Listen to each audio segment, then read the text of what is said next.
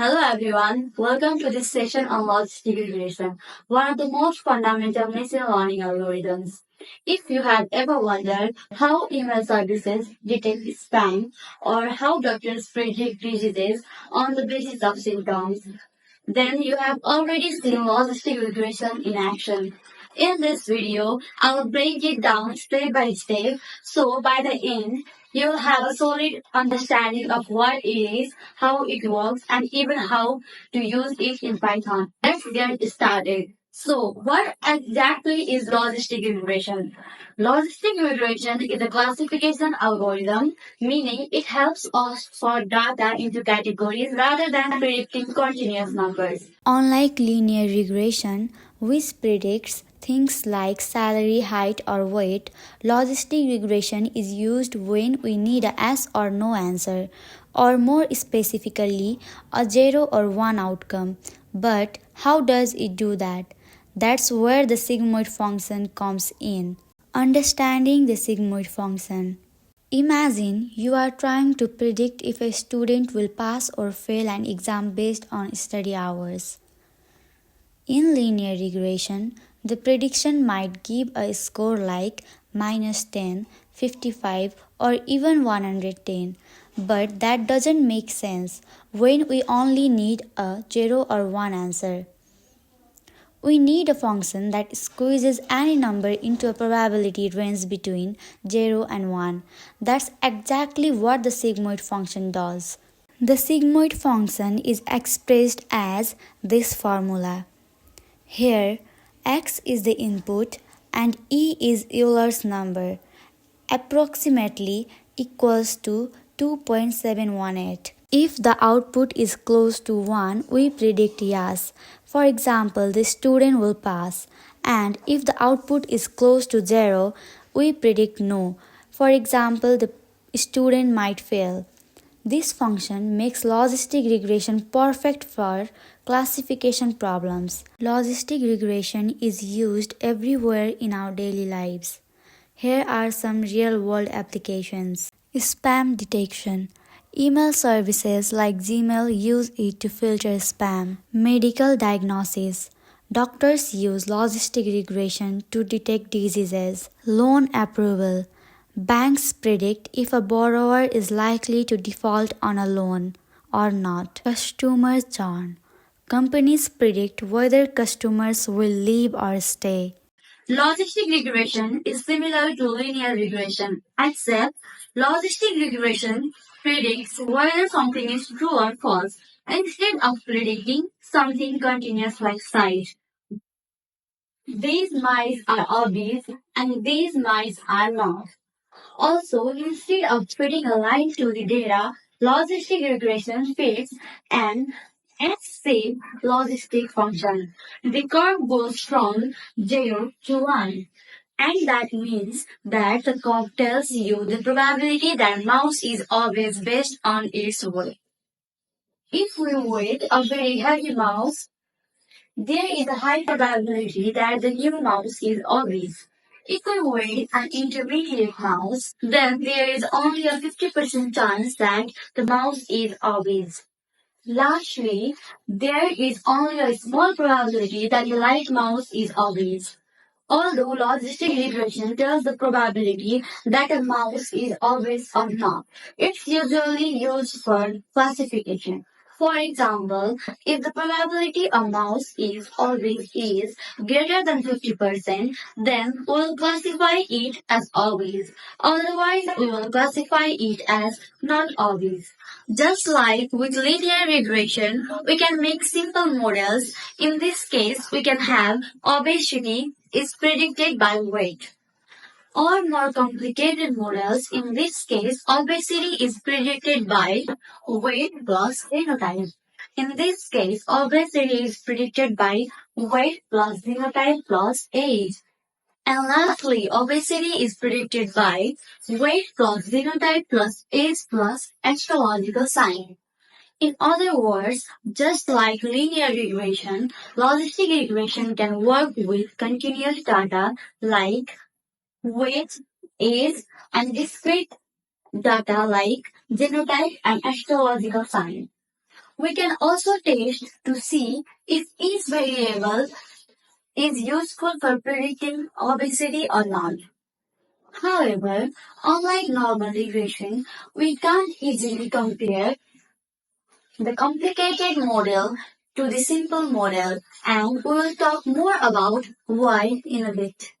Instead, we just test to see if a variable's effect on the prediction is significantly different from zero. If not, it means the variable is not helping the prediction. In this case, the astrological sign is towards useless. That's statistical jargon for not helping. That means we can save time and space in our study by leaving it out. Logistic regression's ability to provide probabilities and classify new samples using continuous and discrete measurements makes it a popular machine learning method. Logistic regression's ability to provide probabilities and classify new samples using continuous and discrete measurements makes it a popular machine learning method. One big difference between linear regression and logistic regression is how the line fits to the data. You pick a probability scaled by weight of observing an obese mouse just like this curve, and you use that to calculate the likelihood of observing a non-obese mouse that weighs like this much. And you do that for all the months. And lastly, you multiply all of those likelihoods together. That's the likelihood of the data given this line. Then you shift the line and calculate a new likelihood of all the data. And again and again. Finally, the curve with the maximum likelihood is selected. In summary, logistic regression can be used to classify samples, and it can use different types of data like size and genotype to do that classification. And it can also be used to assess what variables are useful for classifying samples. That is, astrological sign is thought useless. I will show you how to use logistic regression for prediction in Python. We will train a model to determine whether a person will purchase a product based on their age and salary. Let's get started. Importing libraries first. We need to import the necessary libraries.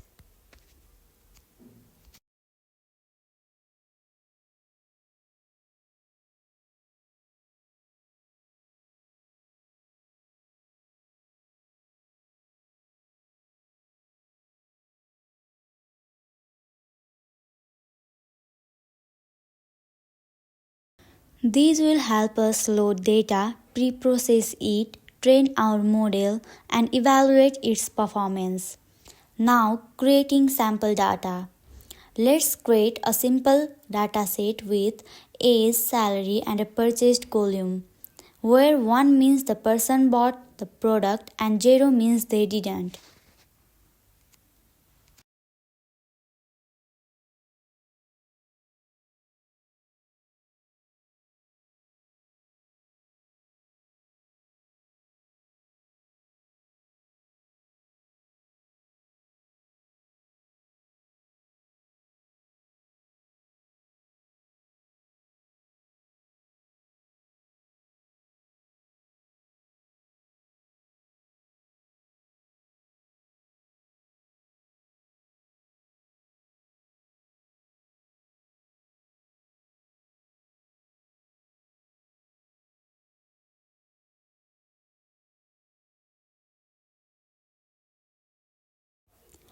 After that, splitting the data next.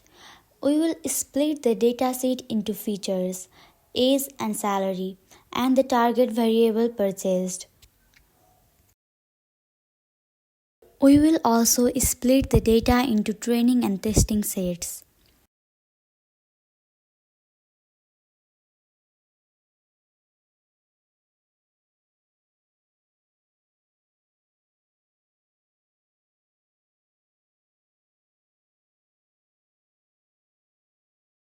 Now feature scaling. Since age and salary have different scales, we will standardize them.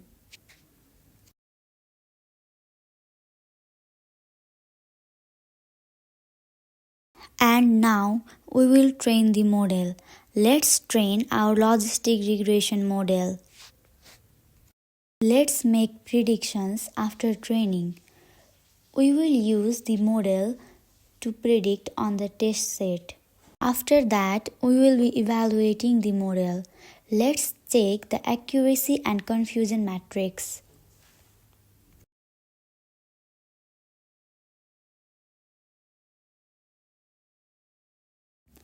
Now visualizing the decision boundary. Finally, let's visualize the decision boundary of our model. Finally, we call this function to plot the graph. That's it. We successfully built a logistic regression model to predict product purchases. Now, let's understand the maths behind logistic regression. Logistic regression is like a decision-making tool. It helps us figure out the probability of something happening, like whether a student will pass an exam based on certain factors like how many hours they studied or their past scores. This is the formula behind logistic regression. It might look scary at first, but don't worry. Let's break down this formula into small, easy pieces. What do these symbols mean? P is equals to the probability of an event happening.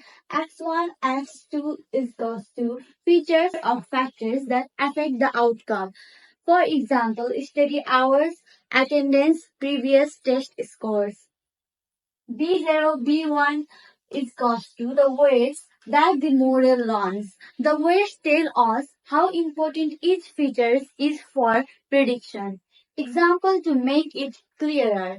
Imagine you want to predict whether a student will pass an exam based on how many hours they study. Featured study hours output probability of passing. Let's say the model learns that more hours of study lead to a higher probability of passing. If the model calculates P is equal to 0.85, this means the student has 85% chance of passing the exam. The logistic function helps to convert any input number into a value between 0 and 1, making it easy to understand as a probability. Why this is useful? Instead of just guessing, logistic regression helps us quantify probability. It tells us not just a yes or no answer, but also how confident the model is. Handle multiple features. It can consider multiple factors at once, like study hours, sleep, and attendance, to give a better prediction. Simplify decisions. If the probability is above 50%, the model might predict a pass. Otherwise, it predicts a fail. In short, logistic regression transforms complex real-world factors into a simple probability so that we can make informed decisions. Here is how logistic regression makes decisions step by step. Collect input features like study hours for exam prediction. Assign weights. The model learns which features matter most. Apply the sigmoid function. Converts values into probabilities.